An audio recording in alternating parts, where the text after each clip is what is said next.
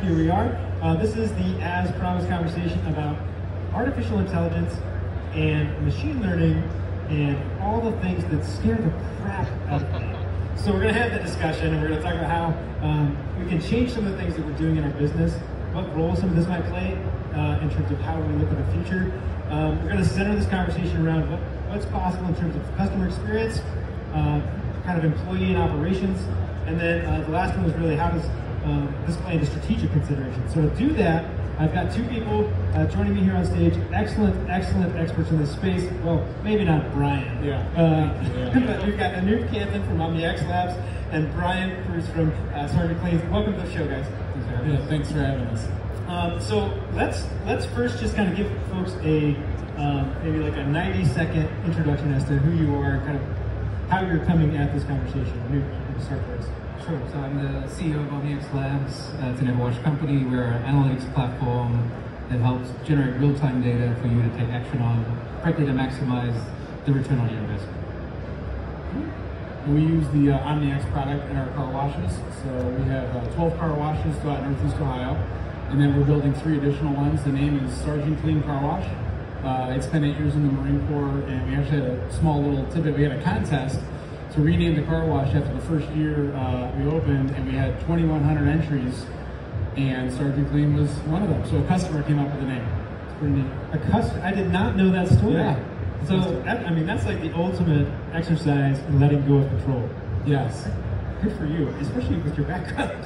It was good, yeah, and it was fitting, so everything worked out. It was good. That's awesome. That's awesome. Well, let's start out with talking a little bit about AI and machine learning and the customer experience. So maybe let's begin with kind of what's kind of possible today. What are people doing today, and how maybe Brian, are you using it right now, and or are you guys kind of seeing it from a customer base? Let's start with Brian. Yeah, I mean, the omniX platform, what we do is at the car wash, we're all about efficiency. So omniX has cameras set out at our locations, so we can track wheels on, wheels off, and see if we're getting better or getting worse. The cameras are also set up in the vacuum area, so we can figure out if how long they're in the vacuum area, if they're doing it before or after. And then on the customer experience side, the digital reader at the end of the tunnel is going to start giving customer messages. You know, so hey Matt, thanks for coming today, or hey, see you tomorrow, and we're going to start messaging that on our platform. So talk about that a little bit. What kinds of things are you going to put on there, right? You've got a very finite window. What are you going to put on there? So I think we're going to, definitely the customer name. Everyone loves their own name, so we're going to show their name. And then if they're not a customer, I think what we're going to try to do is the old, hey, we'll see you tomorrow. Or at our car wash, we have it's not a really pitch, but it's the effective greeting. Yep. And then we put some of those bullet points that are in there to help remind them that, hey, after 2 washes, it pays for itself. Or, once we get know even more and more about our customers, we may have already known that they visited 2 times or 3 times that month. And then we can say, hey, you've already been here a couple of times. Make a U-turn, come back and talk to a customer service rep, and we'll get you signed up for the plan. So, okay, obviously a lot of this is you have to collect the data first, right, to be able to start to introduce some of these systems and these processes.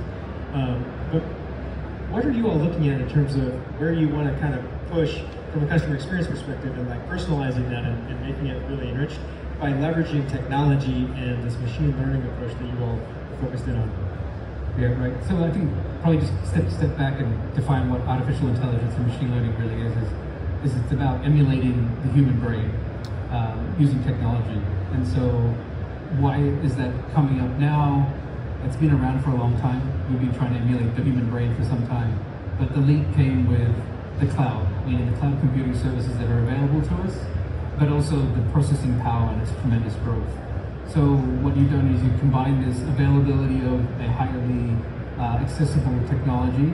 So now you're able to run these neural networks that you hear, or AI platforms on them. And so what we're able to do now is train those models, if you will, with all the knowledge that we learned from car washes, but also now general knowledge now, which you're hearing probably with the whole OpenAI and ChatGPT phenomenon. And so now you combine that information, now you can really make significant gains in how you operate your car wash from a front to back perspective. So So I think that's the evolution from the technology, and the revolution that is happening in front of us right now is the ChatGPT phenomenon. And really what that is it's actually put a human-like language interface on top of that learning, the artificial intelligence learning. And so now you can almost in a conversation-like way engage that tool and capability to then help you wash. So that's what we've been trying to take advantage of. And so a little bit more information on that is it's something more intelligent than we've ever seen before. So even smarter than Brian. And so what it's able to do is understand everything that's ever been written about humanity, right? So anything that's published on the internet, and retain all that information. And so now it's able to make all sorts of correlations. So that's the platform that we have to build on. And so what we're doing now is bringing car wash knowledge, if you will, on top of that. So now it's able to bring that level of intelligence and combine it with car wash use cases or car wash data, and to then help you run it better. And the more data that goes in, the more inputs, the better the output. Right. And so what we're trying to make it is the most trusted, most intelligent assistant you could ever have, that knows everything about car wash. So that's the really beauty about what we're doing now. So imagine something that understands everything that's ever been written on the internet and has all that intelligence, but then also knows everything about your wash. So it understands it remembers every transaction ever at all your locations. It knows every customer of yours, how long they stayed for, how long they were a member for, how much they spent, and also which employees served them and how well they did. So now you have that information as well. You're able to make lots of suggestions on how to operate better, but also predict what's going to happen as well. So Brian, when you think about everything that Anoop just said, which is a lot to unpack. Yeah, he's the smartest guy up here. Yeah, I kind of want to just go home because I feel a little bit inferior, but that's okay. Yeah. When you think about the implications of that, right? What does that do for your business? How does it change how you approach your business?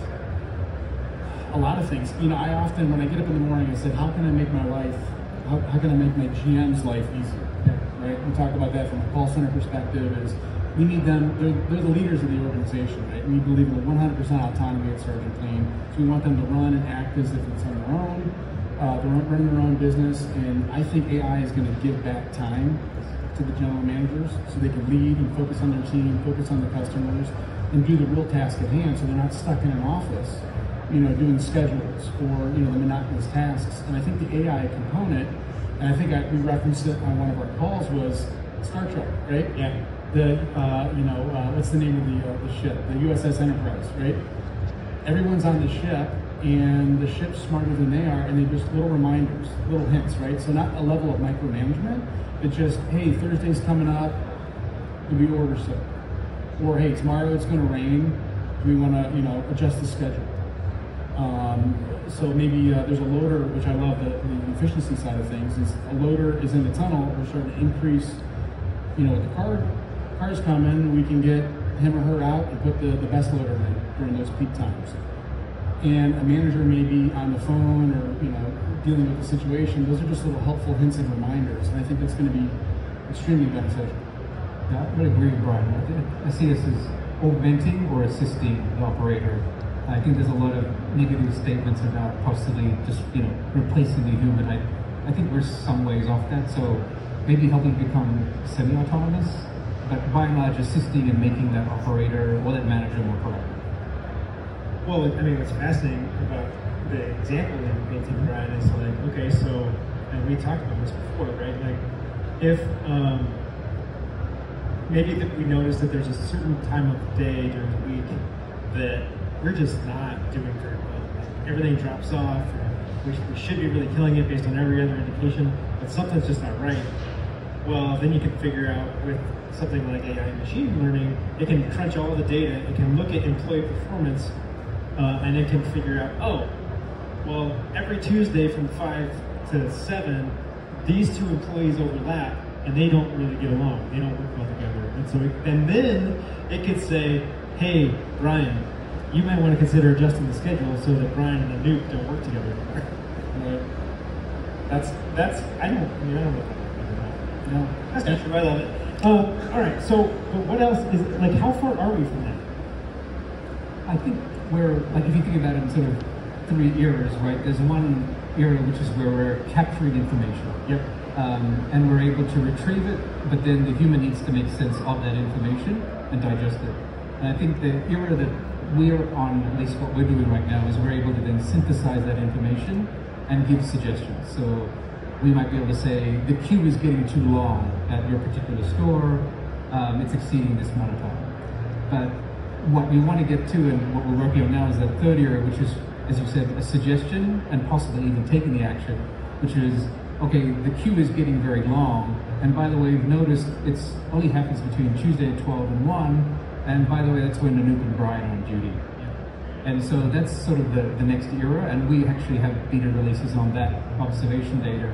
But I think the final frontier of that, or at least for that generation of capability, will be, by the way, I've switched the shift, let me know if you have a problem with it. And so it'll actually schedule things. And so I think that's where we want to go. Yeah, that'd be wild. Yeah, or if it just makes the schedule for the team, and for the GMs. Yeah, it just happens. Same thing with hiring, right? Maybe you could scan resumes in advance so you're not calling everybody. Like I know we use a platform called Culture Index, and it's a 5-10 minute little survey that we do. But that, even leading to there, once we identify that individual, can just look over their resumes, right? Because not everyone's a good resume reader. You know, they may be a good leader, but they may not be 100%, the best at hiring. And that'll be also for your culture too, and for your organization, which may not be the same as another car washer's organization. So I think the beauty of that model I was describing is not only is it learning about your location all the time, it's also learning about the people that work well at your location. Yeah. And so it'll build a profile of that. And so now you can run other resumes through that and say, you know what, this fits our culture index, this seems like a high probability person who will likely work in our organization. So I think that's where we're getting to, where it's really going to be suited very much to what your need is. Well, it's happening really, really fast, to your point, right? Because processing power is doubling on itself.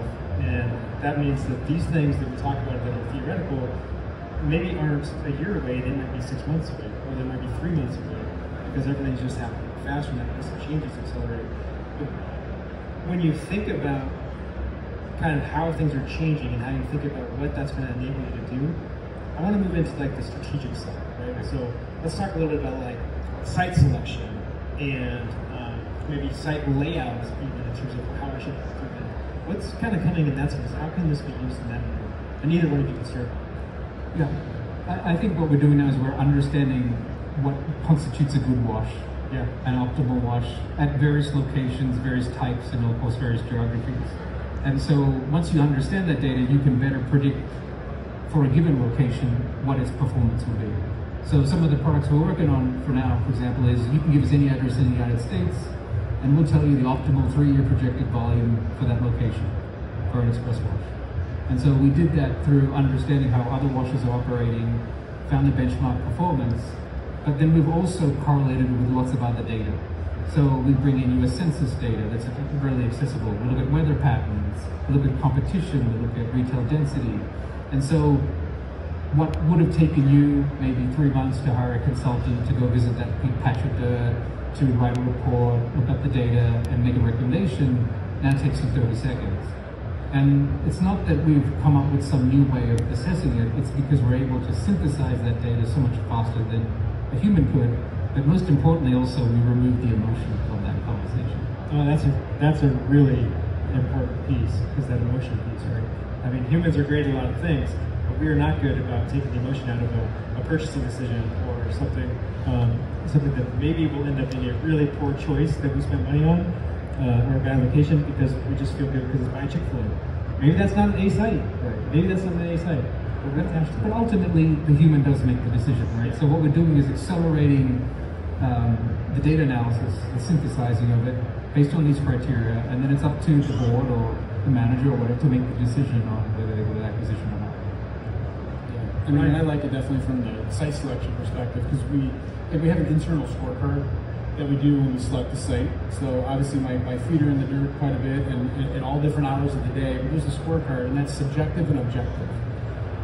So this right here is, it gives us the majority of the objective and it's helping us move these subjective features away, like quality of competition, or maybe exposure. Can you see the building from here? You may not. You have to physically get in the car and look at and see from different angles. Or there's trees in the way. Our goal would be to move as a majority of that subjective over to objective. And I think AI can actually do that. And earlier we were talking about how close are we? I read, I think it was the Wall Street Journal, that they're giving lifeguards watches to wear, and then they've got cameras that are monitoring the waters or pools, and they can calculate and find out distressed swimmers to help the lifeguards figure out if the kid's playing around or they're actually distressed and drowning. And that's recent, so it's only going to get more advanced from there. It's crazy. Well, that's a nice segue to the next thing I want to talk about, which is leveraging video in this whole thing, right? And because it's one thing to input reams of data that are Excel sheets and raw transactional data and that kind of thing. It's another to start to say, this is what video can do in terms of an input source into that learning. You all are doing work with that. Talk about that. So I think, as you mentioned, a lot of the data we said is we're teaching that model to make predictions or take actions, but nothing beats a real-time stream to then ingest, see what's going on that site in real time, and then help you make decisions on the field. So, for example, we can recognize vehicles, we can recognize a queue, for example. So we can notice that the queue is growing by the minute and notify a manager in real time to take action. Or maybe the drive-off is actually to increase beyond a tolerance of yourself.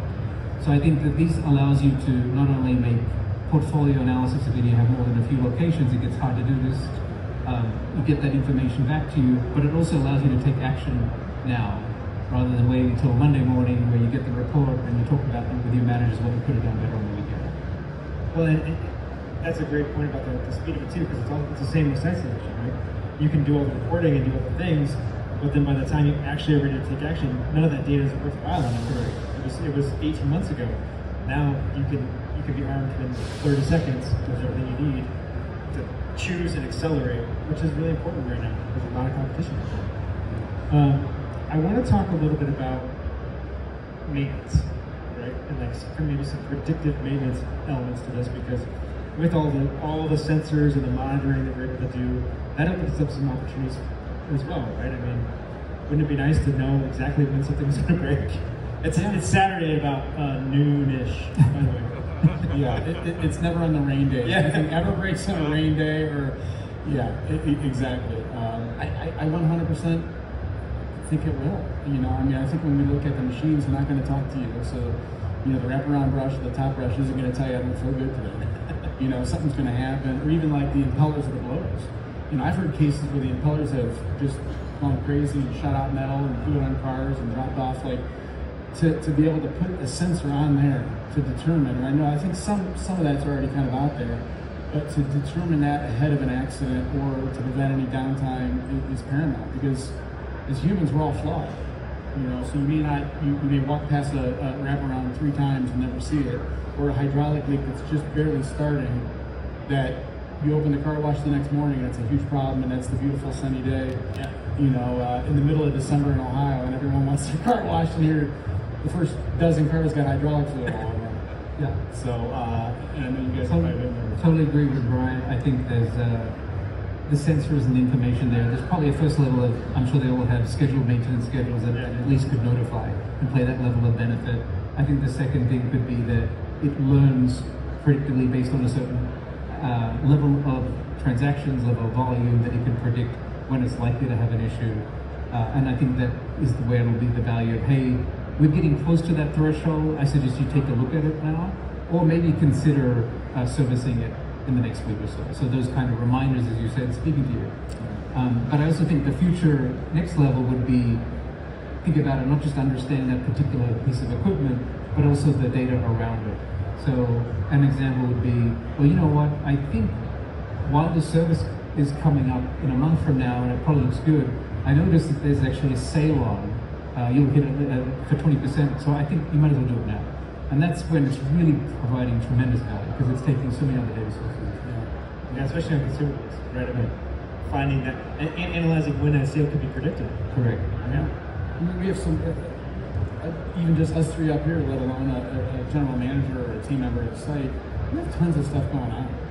you know, and everything happens at the same time, right? Someone wants to buy a gift card, the XPT's out of receipt paper, the phone's ringing, something's making noise in the tunnel. It's never, you know, it's never all you know, it's always all at once, never separate, right? And it's the same thing too. I think it just minimizes some of that.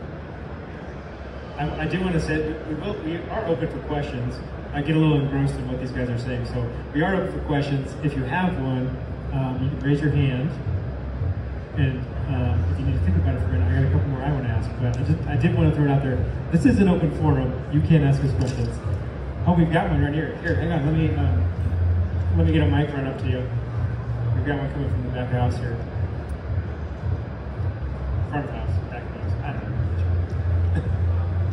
All right, right in front. Before you start the question, tell us who you are, where you're from. My name is Michael Zavarro. I'm from San Diego, California. Michael from San Diego. Okay, what's your question, Michael? Regarding data for omniX, does the wash owner own that data, or does omniX own the data? Question. It's a great question. So the data is always, firstly, anonymized. So whatever data we use to train the models is not known by other customers or even yourself as you consume it. But yes, the customer has the data ownership. Yeah, okay. Anybody else got one? Come on. We're right in the middle, yep. Brandon from Atlanta. You talked about a lot of really cool machine learning going into the ops side, and then some automation for messages going into the marketing side. Have you done any thinking about how machine learning will impact what you're saying to the customer, beyond kind of the automation of the message depending on who they are? Yeah, that's a great question. So I think it's what are we doing about engaging and connecting with customers as they arrive. So I think there's eras here of development as well. So one is, as Matt mentioned, we're able to recognize the vehicle as it comes in now. So then you're able to then understand if that customer has been there before, multiple times, or maybe they were a member before and you want to win them back. So that's the first level of ability to recognize that information. The second level is then to customize the right message for them. And so where we are right now is you can tune a script. So I'm calling it a win-back script for example, the person who wasn't a member. But what I think the future will be is that it'll profile those vehicles ahead of time. And it'll understand the right messaging for that particular individual.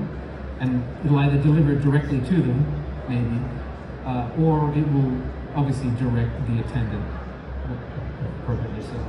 And so I think what you'll see in terms of just general customer engagement, if you look at account managers in large organizations, right, they'll assign a dedicated account manager if you're a very large client. And obviously, that's very hard to sustain because it's not profitable. But that account manager will know everything about them, know when their kid's birthday is, know when there's what they like, know that there's a particular thing that they enjoy, know their patterns of usage of the product, and then how to recommend or retain them if they're upset about something. And so imagine having that account manager for every single one of your members or customers. And I think that's where we can go, because the capability exists to understand that data and automate that, and so send directed messages to them, engaging with the right profile. And I think that's where we're going. Yeah, and we got to explore that technology with Anoop and his team with watches that identified vehicle coming before they're at this is falling apart here. Before they come to the pay station, and then they've been once, twice, 3 times, or whatever, and we get a bit of tailored script. And just like I talked about the GMs giving their time back to the site, we want to give confidence to our team members and providing a good, effective greeting, and then also, coupled with this, it's going to give them even better, confidence level, because they know how to effectively position the customer. Who's best for the plan if they visited once or twice, or maybe you've already come 3 times a month, and one of the customer service reps failed to mention that we're going to plan their last visit.